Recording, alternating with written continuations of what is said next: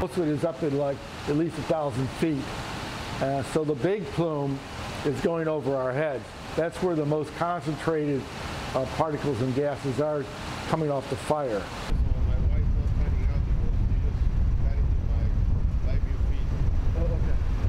I think particulate matter is probably the biggest concern with a fire like this. The particulate matter, the black stuff, is called black carbon.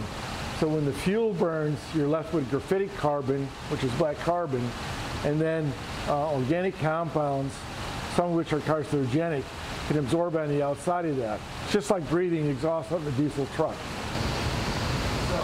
how would you explain that? First off,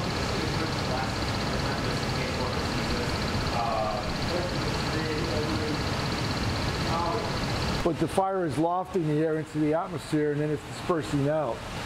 And I think once it gets up into the atmosphere, the air is going to cool and start to come down again.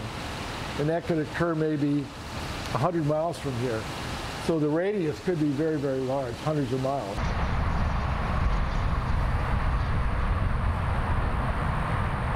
Right here in Houston, I think we're pretty well off because the plume right now is aloft.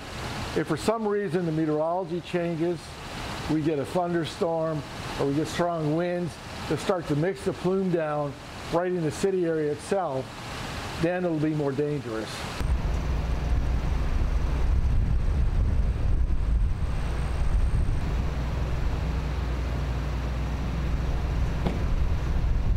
Here, we see these big spikes in mercury. So we're measuring elemental mercury, which is not terribly toxic to us. If it was methyl or dimethyl mercury, it'd be very toxic. But elemental mercury is in the atmosphere everywhere.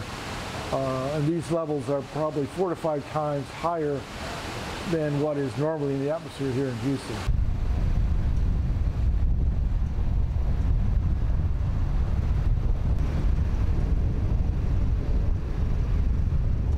Look, man, it's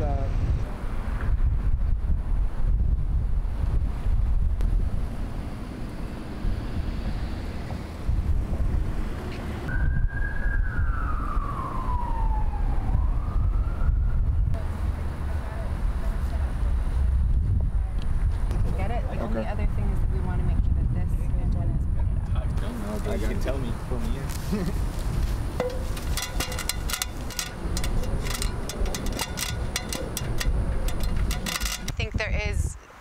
There is a clear need for data in situations like this. People want to understand what's going on and they want information that that makes sense to them. So that's why the city, the Houston Health Department asked EDF. We've partnered on a number of different projects to help do whatever we can to collect additional data. So that's why we're out here with these monitors.